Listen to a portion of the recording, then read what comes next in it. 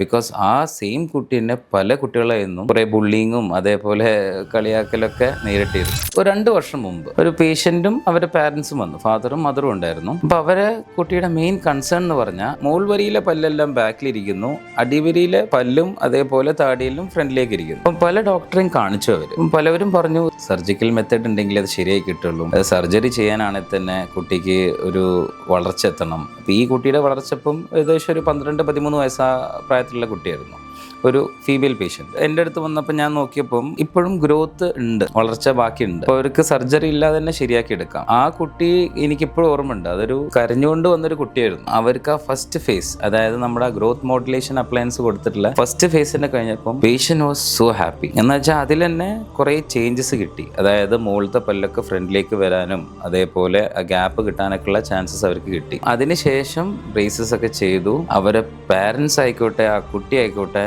they were super compliant. നല്ല രീതിയിലാണ് അവർ ചികിത്സ എടുത്ത്. ആ കുട്ടിയാണെങ്കിലും ഹൈജീനൊക്കെ സൂപ്പറായിട്ട് മെയിൻറ്റെയിൻ ചെയ്തു. ആ കുട്ടിക്കും ഇതെങ്ങനെയും ശരിയാക്കി എടുക്കുന്ന വളരെ അധികം ആ ആഗ്രഹം ഉണ്ടായിരുന്നു. ഫൈനലി ആ കുട്ടിയുടെ പല്ല് നല്ല രീതിയിൽ വന്നും ചെയ്തു. അതേപോലെ ആ താടിയുടെ വളർച്ച കുറേ മാസ്ക് ആയും ചെയ്തു. അതോട് ആ കുട്ടിക്ക് വരെ ഭയങ്കര കോൺഫിഡൻ്റ് ആയിരുന്നു സ്കൂളിൽ പോകാനൊക്കെ. ബിക്കോസ് ആ സെയിം കുട്ടി തന്നെ പല കുട്ടികളെ നിന്നും കുറേ ബുള്ളിങ്ങും അതേപോലെ കളിയാക്കലൊക്കെ നേരിട്ടിരുന്നു. പക്ഷെ അതിനുശേഷം she was so happy and അവർക്ക് നല്ല രീതിയിൽ ചിരിക്കാനും അതേപോലെ കോൺഫിഡൻ്റ് ആയിട്ട് സ്മൈൽ ചെയ്യാനൊക്കെ ആ ഒരു വിശ്വാസം വന്നു.